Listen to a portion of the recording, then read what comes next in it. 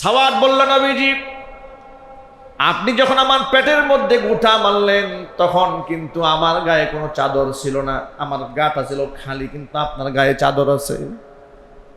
গায়ের চাদরটা সরান, তা না হলে জুরুহা কিসাস, আল্লাহ পাকের আয়াত হুবহু বাস্তবায়ন হবে না, বদলা সমান হবে না।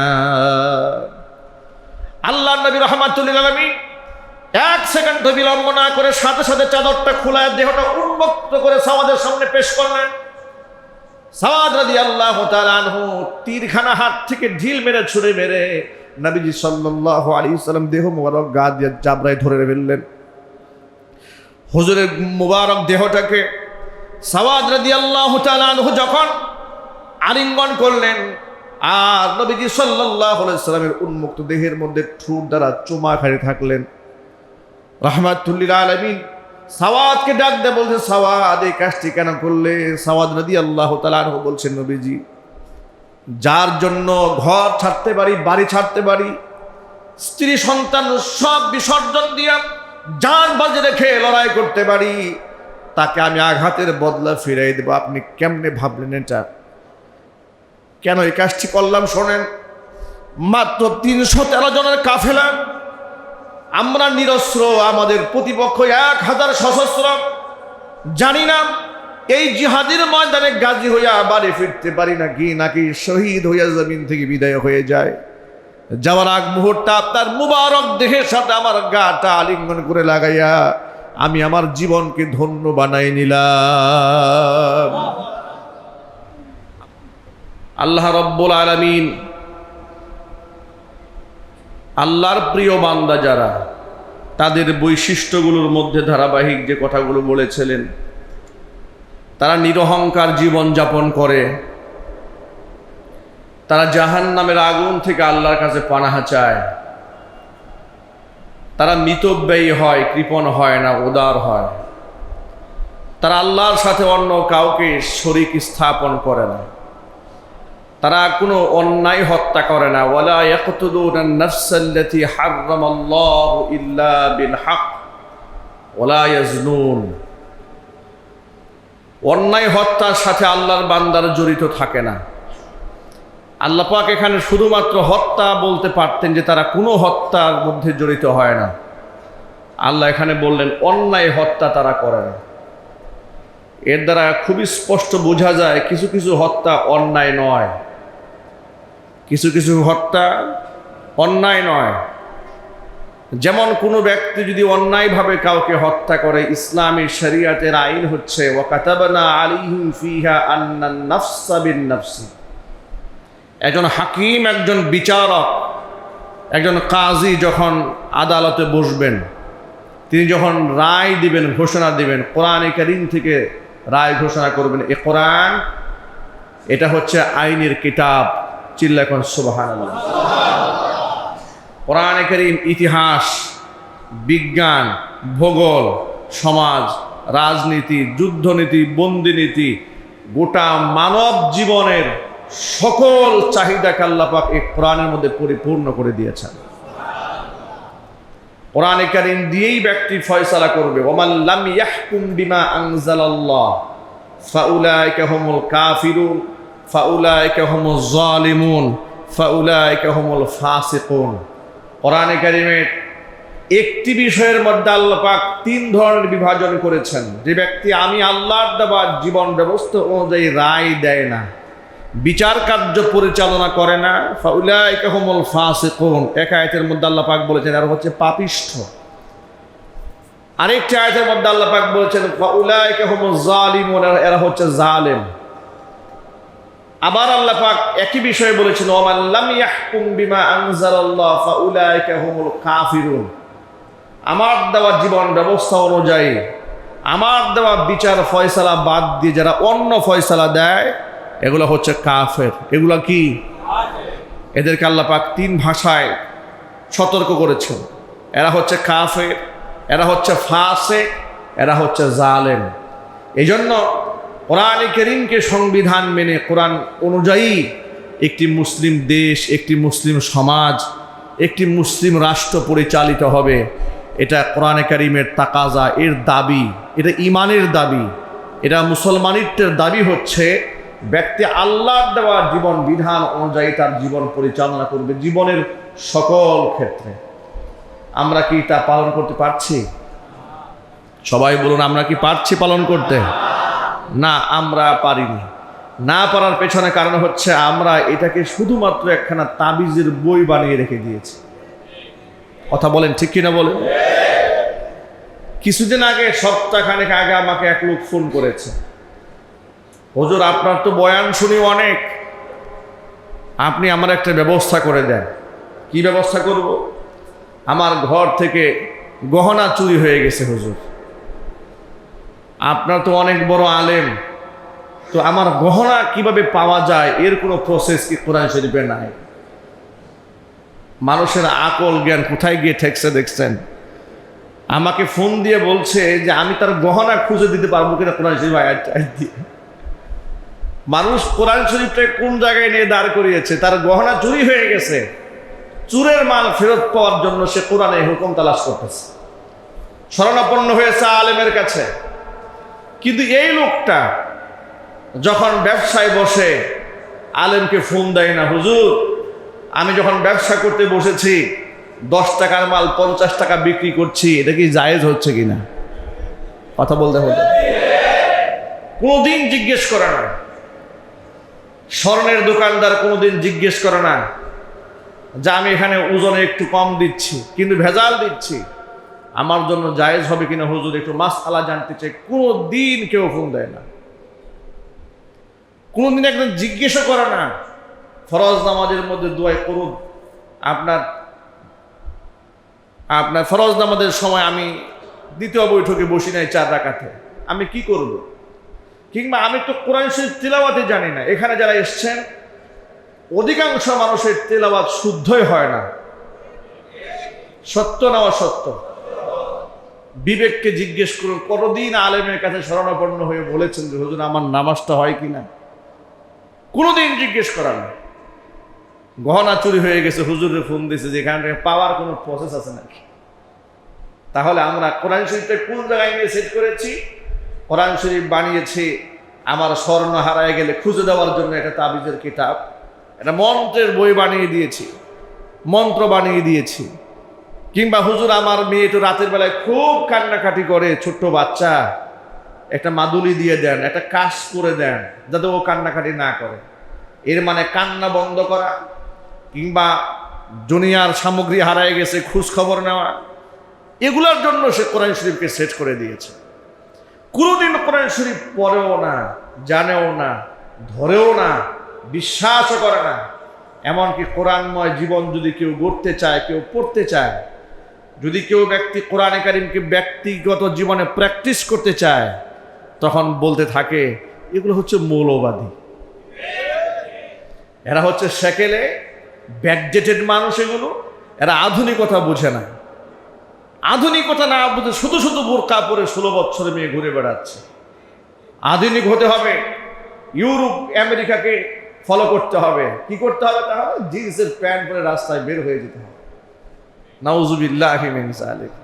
এখানে তাদের উত্থান খুঁজে বেড়াচ্ছে, জীবনের সফলতা এর মধ্যে খুঁজে পেয়েছে, আল্লাহ পাকের কোরআন খুঁজে পায় না। আজকে গোটা পৃথিবীর দিকে তাকান, যত অন্যায় হত্যা হচ্ছে, গোটা সমাজের মধ্যে যত সন্ত্রাসী কর্মকাণ্ড হচ্ছে, মানুষ খুন হচ্ছে অন্যায়ভাবে, এই সমস্ত খুনের সাথে কোরআনে কারিম পড়েছে কিংবা কোরআন জেনেছে এমন ব্যক্তিদের সাথে 1% সম্পর্ক নাই। কথা বলেন ঠিক কিনা? এরপরেও জঙ্গিবাদের তকমা দাড়ি এবং টুপিওয়ালাদের উপরে, মৌলবাদের তকমা দাড়ি এবং টুপিওয়ালাদের উপরে। আফগানিস্তানের তালেবানরা যখন অস্ত্র ধরেছিল, এই দেশের হলুদ সাংবাদিকরা তাদেরকে বলেছে এরা হচ্ছে সন্ত্রাসী, এরা হচ্ছে জঙ্গি। কিন্তু ইসরায়েলি পশু সৈন্যরা যে এখন প্রতিনিয়ত বাচ্চাদেরকে হত্যা করছে, খুন করছে, মানুষ মারছে, মানুষের ঘর বাড়িগুলো জ্বালিয়ে দিচ্ছে, এমনকি তাঁবুতে আশ্রয় গ্রহণ করেছে ফিলিস্তিনের মাজলুম জনগোষ্ঠী, তাঁবুর মধ্যে বুমপিং করে অসংখ্য মানুষকে তারা শহীদ করে দিয়েছে। এদেশের একজন সাংবাদিক কেউ আপনি এদের বিরুদ্ধে জঙ্গি তকমা দিতে দেখেছেন? একটু জোরে বলতে হবে। এদের বিরুদ্ধে কলাম ধরতে দেখেছেন? তাহলে আপনারাই বলুন, আপনারা নিজের বিবেককে জাগ্রত করুন। এরা জঙ্গিবাদ এবং মৌলবাদ এই শব্দটা আবিষ্কার করেছে ইসলামের রেভলিউশন, ইসলামের বিপ্লবকে ঠেকায় দেওয়ার জন্য। মানুষ ওরা নিজেরা খুন করে, দাড়ি এবং টুপিওয়ালাদের উপর চাপায় দেয়। প্রশ্ন হচ্ছে, এত অন্যায় হত্যার মধ্যে দাড়ি টুপিওয়ালারা, মসজিদ মাদ্রাসা মুখী মানুষগুলো কেন এই অন্যায়গুলো করে না? এই অন্যায় না করার পেছনে মূল কারণ হচ্ছে তারা কোরআন শরীফ থেকে পড়েছে। আল্লাহ পাক বলেছেন, আমার বান্দা যদি হতে চাও অন্যায় হত্যাকারীদের কাতারে শামিল হতে পারবে না। চিল্লায় খান সুবহানাল্লাহ।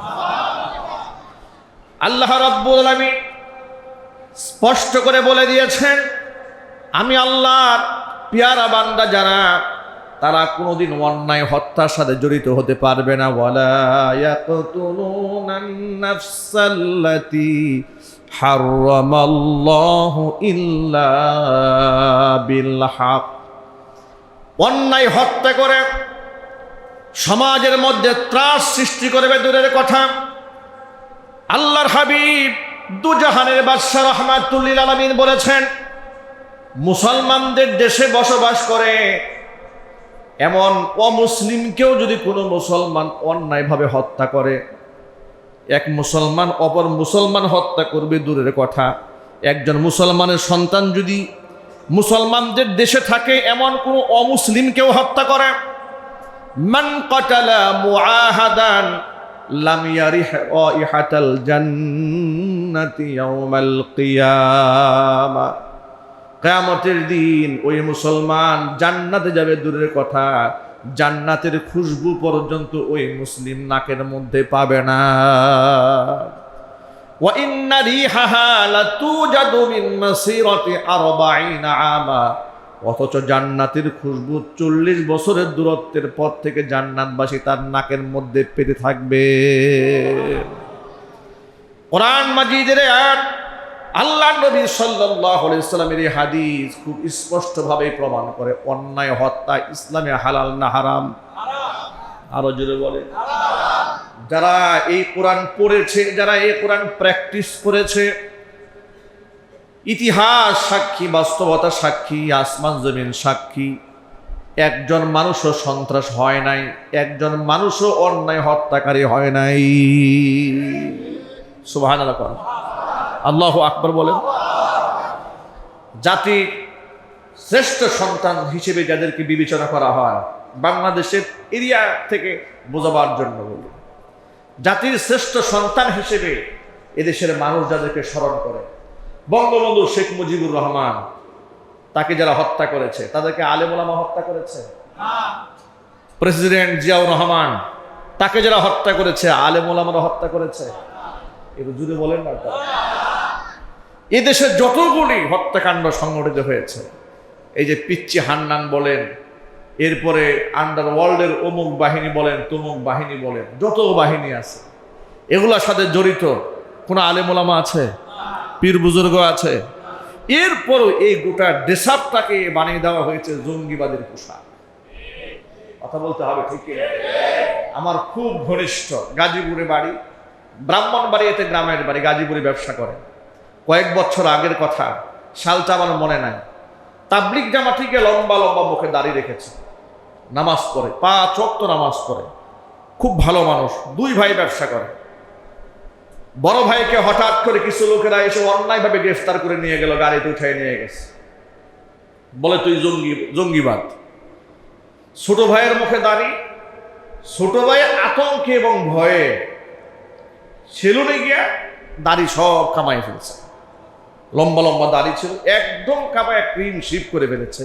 শেভ করার পরে এলাকার লোকেরা থ খেয়ে গেছে তাকে দেখে, যা তোমার এই অবস্থা কেন, তোমার এই অধপতন হলো কেন, তুমি নামাজ পড়ো মসজিদে গিয়ে, মুখে তোমার লম্বা লম্বা দাড়ি আর তুমি ক্রিম শেভ করে আসো, তোমাকে দেখা যায় কেমন, উদ্ভট পাগলের মতো লাগতেছে তোমাকে।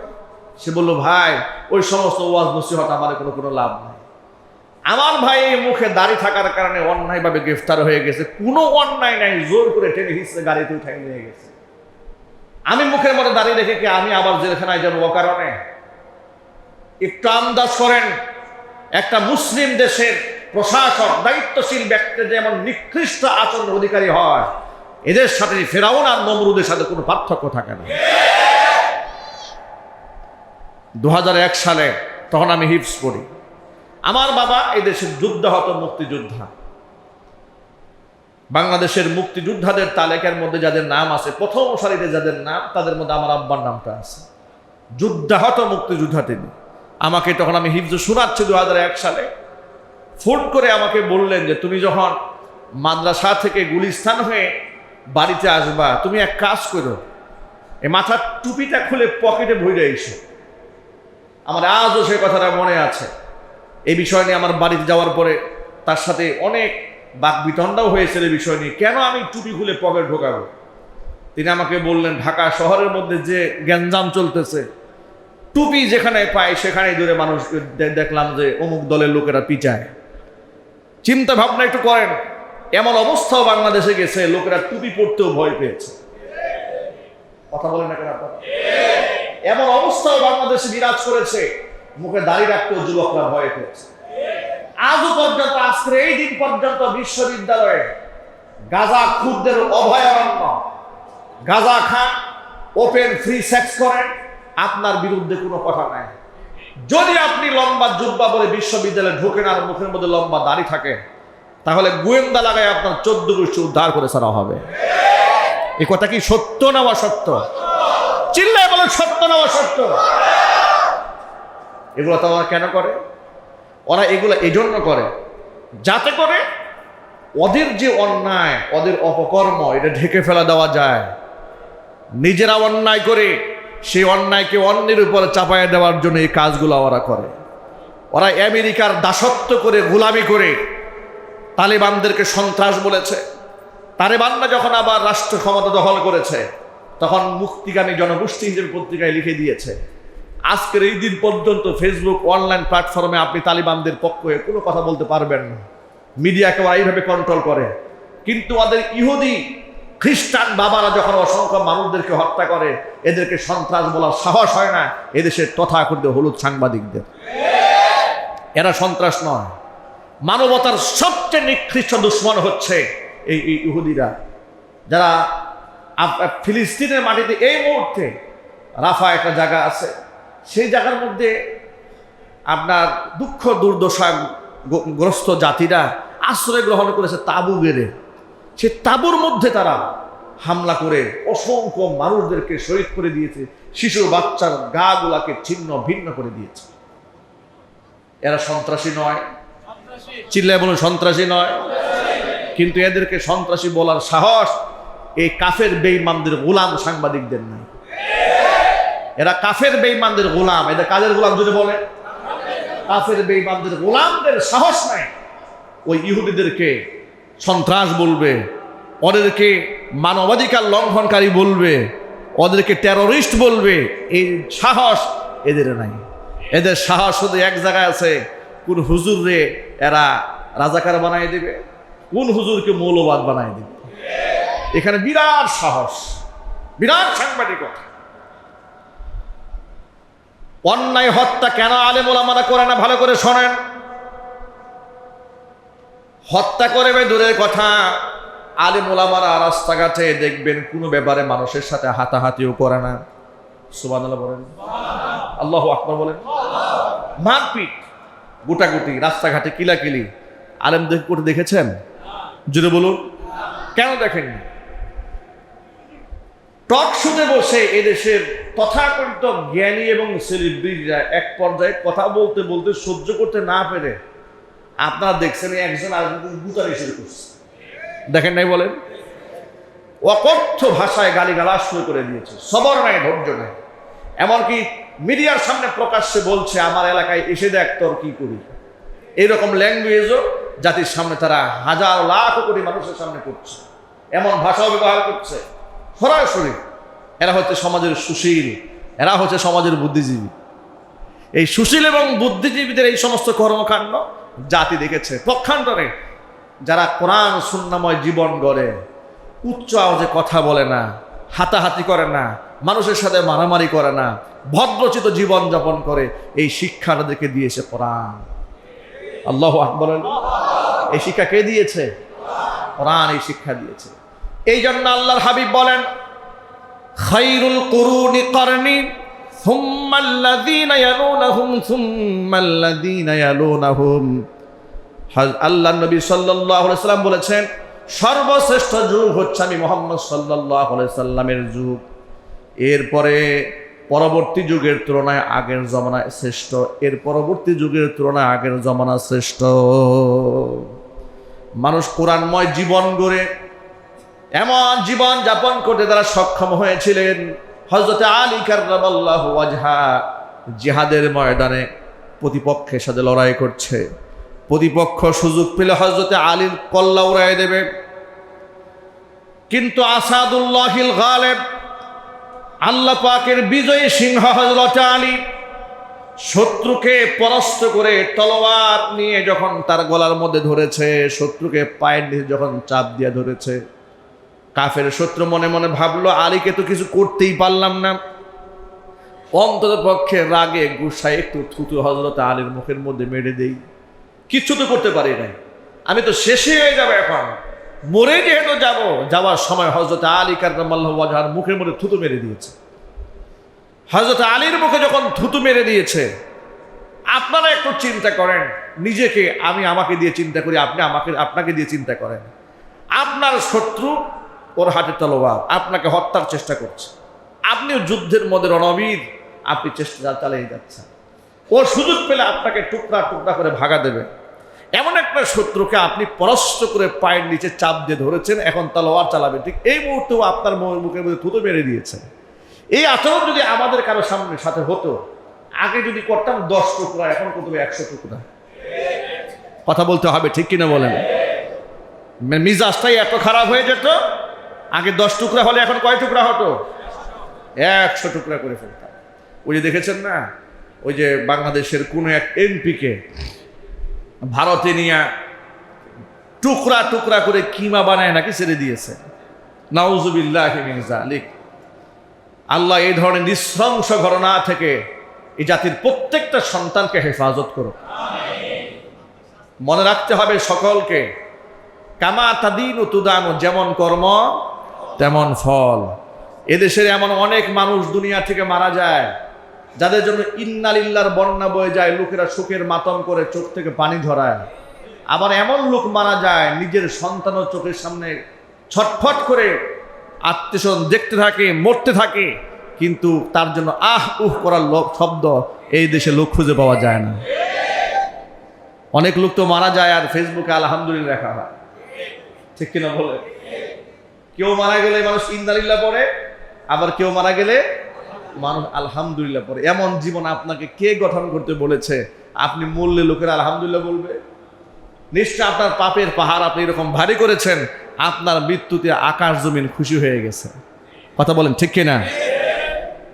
আমি যে কথা বোঝাতে চেয়েছিলাম, হযরত আলী কাররামাল্লাহু ওয়াজহাকে যখন মুখের মধ্যে থুতু মেরে দিয়েছে, হযরত আলী তাৎক্ষণিক তিনি তলোয়ার তার উপর থেকে উঠায় ফেললেন। তলোয়ার উঠায় খানতে হলেন না, শত্রুকে বললেন তোকে আমি ছেড়ে দিলাম, চলে যা।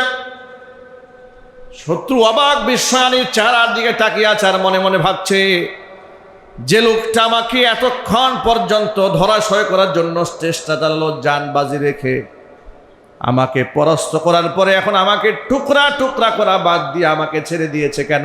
নিশ্চয় কোনো উদ্দেশ্য থাকতে পারে। এই জন্য শত্রু এখান থেকে দাঁড়িয়ে যাওয়ার পরে এক কদম সামনে এগোয়, তো 2 কদম বিবেকের তাড়নায় পিছিয়ে যায়, যে কারণটা তো বুঝলাম না। এতক্ষণ পর্যন্ত লড়াই হয়েছে, কারণ তো অবশ্যই যারা থাকা দরকার, কেন সে আমাকে মারল না? সে জুহাদের ময়দান থেকে সে কোনো মতে জান নিয়ে পালায় গেছে।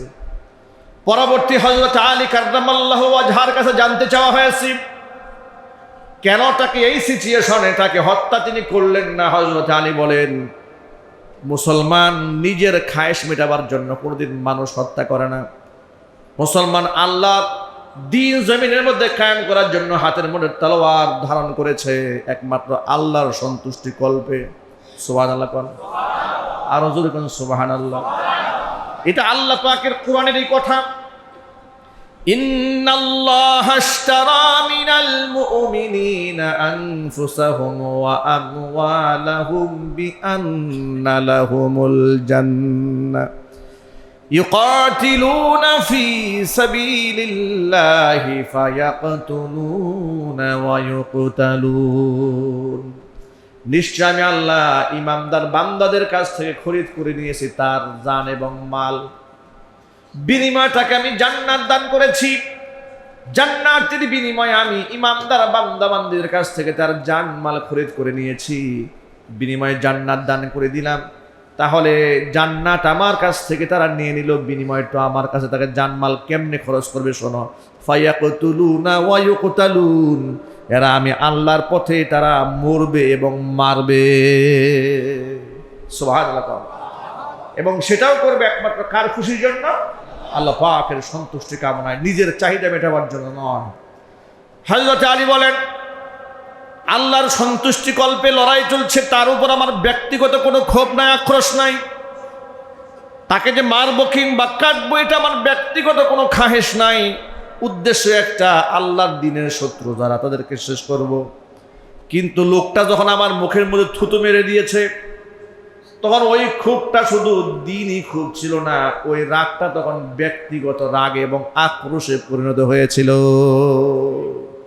আমার মনে মনে তার উপর যে আক্রোশ তৈরি হয়েছে, যে জেদ তৈরি হয়েছে, এই মুহূর্তে যদি আমি তাকে তলোয়ার চালাই, আমার তলোয়ার ইনসাফ করত না। বরং কাল কিয়ামতের ময়দানে আল্লাহ পাক যদি আমার কাছে জিজ্ঞেস করতেন, আলী অমুক ব্যক্তিকে তুই হত্যা করেছিলি, কি জন্য হত্যা করেছিলি? আমি যখন বলতাম আল্লাহ তোমার খুশির জন্য করেছি, আল্লাহ পাক বলতেন না, তুই আমার খুশির জন্য করিসনি, তোর রাগ, নিজের ব্যক্তিগত গুসা, নিজের ব্যক্তিগত ক্ষোভ, বিদ্বেষ মেটাবার জন্য তুই মানুষ হত্যা করেছিস। আমি আমার নিজেকে তাৎক্ষণিক কন্ট্রোল করে নিয়েছি, যাতে করে আমি আমার ব্যক্তিগত ক্ষোভ তার উপর না খাটাই। চিল্লা করে আল্লাহু আকবার। এর নাম ইসলাম। এর নাম কি? ইসলাম। এই আচরণের কথা শুনে ওই শত্রু কালিমা পড়ে মুসলমান হয়ে গিয়েছে। আল্লাহু আকবার বলে। ইসলাম কখনো অন্যায় হত্যা করে না। অন্যায় হত্যা তো দূরের কথা, অন্যায় ভাবে কারো গায়ে আপনি আঘাত করতে পারবেন না, টাচ করতে পারবেন না, আল্লাহ হারাম করে দিয়েছেন। যদি আপনি করেই ফেলেন, ইসলামী নিয়মতান্ত্রিক অনুযায়ী, ইসলামী আইন বিধি অনুযায়ী সমপরিমাণ শাস্তি আপনাকে ভোগ করতে হবে। কোরআন বলে দিয়েছে, ওয়াল জুরুহা কিসাস। ওয়াল জুরুহা কিসাস মানে আপনি যে আঘাতটা দিবেন, আপনাকে আঘাতের বদলা ফিরিয়ে দেওয়া হবে। আপনি একটা থাপ্পড় মেরেছেন, বিনিময়ে আপনাকে একটা থাপ্পড় ফিরিয়ে দেওয়া হবে। আপনি একটা চোখ কারো কানা করে দিয়েছেন, বিনিময়ে আপনার চোখটা কানা করে দেওয়া হবে। আপনি কারো কান কেটে দিয়েছেন, বিনিময়ে আপনার কানটা কেটে দেওয়া হবে। আপনি কারো দাঁত ভেঙে দিয়েছেন, আপনি যত বড় লাট বাহাদুর হন না কেন, কাজী এই ফয়সালা দেবে। আপনি যদি সব কিছু প্রমাণ পাওয়া যায় যে আপনি অন্যায়ভাবে কারো দাঁত ভেঙে দিয়েছেন, আপনার দাঁতটা ভেঙে দেওয়া হবে। এই বিধান কে দিয়েছেন? তবে ফামান তাসাদ্দাকা বিহি ফাহুয়া কাফারাতুল্লাহ। যে ব্যক্তি হক পাওয়ার উপযুক্ত, কিসাস পাওয়ার উপযুক্ত, সে নিজের থেকে যদি ক্ষমা করে দেয়, যে যাই হোক না কেন আমার একটা হাত সে কেটে দিয়েছে, আমি তাকে মাফ করে দিলাম, আমার দাঁত সে ভেঙে দিয়েছে, আমি তাকে মাফ করে দিলাম, ফাহুয়া কাফারাতুল্লাহ, এটা তার জন্য কাফারা হয়ে যাবে। কিন্তু দাবি যদি সে না ছাড়ে, তাহলে পৃথিবীর সবাই মিলেও যদি ক্ষমা প্রার্থনা করে, আর যাকে হত্যা করা হয়েছে কিংবা যার দাঁত ভেঙে দেওয়া হয়েছে, যাকে আঘাত করা হয়েছে, সে যদি ক্ষমা না করে, ইসলাম বলেছে তাকে ক্ষমা করা হবে না, তার দণ্ড ঠিক নেওয়া হবে। এই বিধান আল্লাহ পাক কোরআনে দান করেছেন। আল্লাহু আকবার বলে। এই জন্য অন্যায়ভাবে হত্যা দূরের কথা, কাউকে অন্যায়ভাবে একটা টাচও আপনি গায়ের মধ্যে করতে পারবেন না। যদি আপনি করেন, আর পেশি শক্তির কারণে দুনিয়াতে যদি আপনার বিচার না হয়, যেহেতু ইসলামে শরিয়া আইন নাই, আপনার পেশি শক্তি আছে, আপনি এখন মারতে পারেন, কাটতে পারেন, বলতে পারেন, গালিগালাজ করতে পারেন, আপনার বিরুদ্ধে অ্যাকশন নেওয়ার কেউ নাই। কিন্তু মালিক ইয়াউমিদ্দিন, বিচার দিবসের অধিপতি যিনি, পরকালে আহকামুল হাকিমিন আল্লাহ রাব্বুল আলামিন যেদিন আদালতে বসবেন কাজী হয়ে বিচার কার্য করার জন্য, সেদিন ওই মাজলুম মানুষগুলো আপনার বিরুদ্ধে বাদী হয়ে দাঁড়াবে, আপনি হয়ে যাবেন বিবাদী, আর সেদিন বিচারক হবেন আল্লাহ রাব্বুল আলামিন। সেদিন আপনাকে ছাড় দেওয়া হবে না। সুতরাং এই পৃথিবীতে ইমানদার বান্দা যারা হবে, অন্যায় হত্যা তো অনেক পরের কথা, ব্যক্তি অন্যায়ভাবে কারো গায়ে একটা টাচ পর্যন্ত করবে না। সুবহানাল্লাহ, আল্লাহু আকবার বলেন। আচ্ছা আপনারা বলেন তো, নবী করিম সাল্লাল্লাহু আলাইহি ওয়াসাল্লাম জীবনে কোনো মানুষের হক নষ্ট করেছেন? এই ইমানি প্রশ্নে কিন্তু সবাই জবাবটা দেন না। আল্লাহ নবী সাল্লাল্লাহু আলাইহি ওয়াসাল্লাম জীবনে কোনো মানুষের হক নষ্ট করেছেন? কাউকে অন্যায়ভাবে আঘাত করেছেন? গালমন্দ করেছেন? বরং শত আঘাত শত বেদনা হাসি মুখে মেনে নিয়েছেন। অসংখ্য মানুষকে তিনি ক্ষমা করে দিয়েছেন। ক্ষমার যে দৃষ্টান্ত মুহাম্মদ সাল্লাল্লাহু আলাইহি ওয়াসাল্লাম দেখিয়েছেন, গোটা বিশ্বের মানবতার জন্য, গোটা পৃথিবীর শান্তির জন্য, পৃথিবী মানুষ আর সব দিকে মুখ ফিরিয়ে নিলেও মুহাম্মদ সাল্লাল্লাহু আলাইহি ওয়াসাল্লাম থেকে মুখ ফিরিয়ে নিতে পারে না। কথা বলেন ঠিক কিনা? সেই মুহাম্মদ সাল্লাল্লাহু আলাইহি ওয়াসাল্লাম বদর প্রান্তে আপনার জিহাদের ময়দানে কাতার সোজা করছে। কাতার সোজা করতে গিয়ে নবী করিম সাল্লাল্লাহু আলাইহি ওয়াসাল্লাম একজন সাহাবীর নাম ছিল সাওয়াদ রাদিয়াল্লাহু তাআলা। তো কাতার যখন সোজা করছে, যিনি লিডার ঠিক থাকবেন, দলপ্রধান থাকবেন, আমির থাকবেন, সেনা প্রধান থাকবেন, তিনি তার তো একটা দায়িত্ব আছে। এই জিহাদের ময়দানকে সুশৃঙ্খলভাবে সেনাপতির দায়িত্ব পালন করেছেন মুহাম্মদ সাল্লাল্লাহু আলাইহি ওয়াসাল্লাম। আল্লাহু আকবার। বদর প্রান্তের সেনাপতিকে আল্লাহ নবী সাল্লাল্লাহু আলাইহি ওয়াসাল্লাম নিজেই বদর প্রান্তের সেনাপতি, জিহাদের ময়দানের সেনাপতি ছিলেন আল্লাহ হাবিব সাল্লাল্লাহু আলাইহি ওয়াসাল্লাম। কাতার সোজা করছিলেন, 313 জনের কাফেলা, সশস্ত্র বাহিনী 1000, এরা নিরস্ত্র 313 জন কাতার সোজা করছেন। এমন সময় একজন সাহাবী আনসারী, নাম তার সাওয়াদ রাদিয়াল্লাহু তাআলা, তিনি কাতার ভেঙে একটু সামনে এগিয়ে গেছেন। তো হুজুরের খুব মাইন্ডে লেগেছে, তুমি কাতার ভেঙে সামনে আসলে কেন? সাথে সাথে রাসূলের হাতে ছিল একটা ছোট্ট একখানা তীর ছিল। ওই তীরের কোণা দিয়ে পেটের মধ্যে গুতা মেরে বলেছেন, আরে বেটা সামনে আসছো কেন, পেছনে চলে যাও। এই গুতা মারা মাত্র ওই সাহাবী সাওয়াদ পেছনে চলে গেছে, তীরের গুতা খায় পেছন থেকে। পেছনে যাওয়ার পরে সাওয়াদ ডেকে বলছেন, ইয়া রাসূলুল্লাহ, আপনি যে তীরের আঘাত দিয়ে আমার পেটের মধ্যে গুতা মারলেন, আমি কিন্তু দারুণ ব্যথা পেয়েছি। কোরআন বলেছে ওয়াল জুরুহা কিসাস, যেমন আঘাত দেওয়া হবে বদলা হুবহু নেওয়া হবে। আপনি যেমন পেটের মধ্যে গুতা মারলেন, আমি তো কষ্ট পেয়েছি, আমি বদলা নিতে চাই। এ কথা বলা মাত্র আল্লাহ নবী সাল্লাল্লাহু আলাইহি ওয়াসাল্লাম একটা সেকেন্ডও দেরি করলেন না, সাথে সাথে নিজের হাতের ওই তীরখানা সাওয়াদের হাতের মধ্যে উঠায় দিলেন। বিশ্ব লিডার, দু জাহানের বাদশাহ, কেমন ইনসাফ পৃথিবীতে প্রতিষ্ঠা করেছেন, আর কেমন বাক স্বাধীনতা তাদেরকে দিয়ে রেখেছিলেন। যেমন একটা বাদশার সামনে দাঁড়িয়ে একজন সাওয়াদ রাদিয়াল্লাহু তাআলা আনহু, যাদেরকে আপনারা হয়তো নাম শুনেন নাই, এমন একজন সাহাবী বললেন, আমি আপনার কাছে বদলা নিতে চাই। কোনো কথা নাই, সাথে সাথে তীরটা তার হাতে ধরাই দিয়েছে, নাও বদলা নাও। সাওয়াদ বলল, নবীজি, আপনি যখন আমার পেটের মধ্যে গুটা মারলেন, তখন কিন্তু আমার গায়ে কোনো চাদর ছিল না, আমার গাটা ছিল খালি, কিন্তু আপনার গায়ে চাদর আছে। গায়ের চাদরটা সরান, তা না হলে জুরুহা কিসাস, আল্লাহ পাকের আয়াত হুবহু বাস্তবায়ন হবে না, বদলা সমান হবে না। আল্লাহর নবী রাহমাতুল লিল আলামিন 1 সেকেন্ড বিলম্ব না করে সাথে সাথে চাদরটা খুলে দেহটা উন্মুক্ত করে সাওয়াদের সামনে পেশ করলেন। সাওয়াদ রাদিয়াল্লাহু তাআলা আনহু তীরখানা হাত থেকে ঢিল মেরে ছুঁড়ে মেরে নবীজি সাল্লাল্লাহু আলাইহি ওয়াসাল্লাম দেহ মুবারক গা দিয়ে জাবরায় ধরে ফেললেন। হুজুরের মুবারক দেহটাকে সাওয়াদ রাদিয়াল্লাহু তাআলা আনহু যখন আলিঙ্গন করলেন, আর নবীজি সাল্লাল্লাহু আলাইহি ওয়াসাল্লামের উন্মুক্ত দেহের মধ্যে ঠোঁট দ্বারা চুমা খাইতে থাকলেন। রাহমাতুল লিল আলামিন সাওয়াদকে ডাক দিয়ে বলছে, সাওয়াদ, এই কাজটি কেন করলে? সাওয়াদ রাদিয়াল্লাহু তাআলা আনহু বলছেন, নবীজি, যার জন্য ঘর ছাড়তে পারি, বাড়ি ছাড়তে পারি, স্ত্রী সন্তান সব বিসর্জন দিয়া জান বাজি রেখে লড়াই করতে পারি, তাকে আমি আঘাতের বদলা ফিরাই দেব। আপনি কেমনে ভাবলেন এটা? কেন এই কাজটি করলাম শোনেন। মাত্র 313 জনের কাফেলা, আমরা নিরস্ত্র, আমাদের প্রতিপক্ষ 1000 সশস্ত্র। জানি না এই জিহাদের ময়দানে গাজী হইয়া বাড়ি ফিরতে পারি নাকি শহীদ হইয়া জমিন থেকে বিদায় হয়ে যায়। যাওয়ার আগ মুহূর্তে আপনার মুবারক দেহের সাথে আমার গাটা আলিঙ্গন করে লাগাইয়া আমি আমার জীবনকে ধন্য বানাই নিলাম। আমার ভাইরা, আল্লাহ নবী সাল্লাল্লাহু আলাইহি ওয়াসাল্লাম এভাবেই সাহাবায়ে কিরাম রাদিয়াল্লাহু তাআলা আনহুম আজমাইন তাদের কাছ থেকে নিজেকে সব সময় মোবারক করে রেখেছেন, বারা করে রেখে দিয়েছেন। পৃথিবীতে কোনো হক যিনি নষ্ট করেন নাই, তিনি সাহাবী রাদিয়াল্লাহু তাআলা আনহুম সাহাবায়ে কিরাম তাদেরকে সব সময় ডেকে ডেকে বলতেন, আমার কাছে তোমাদের কোনো দাবে দাওয়া আছে নাকি? যদি কোনো পাওনা থাকে তোমরা মিটায় নাও। জোরে জোরে বলেন সুবহানাল্লাহ। আমরা সাহাবায়ে কিরাম রাদিয়াল্লাহু তাআলা আনহুম আজমাইন তাদের অনুসরণ করতে চাই।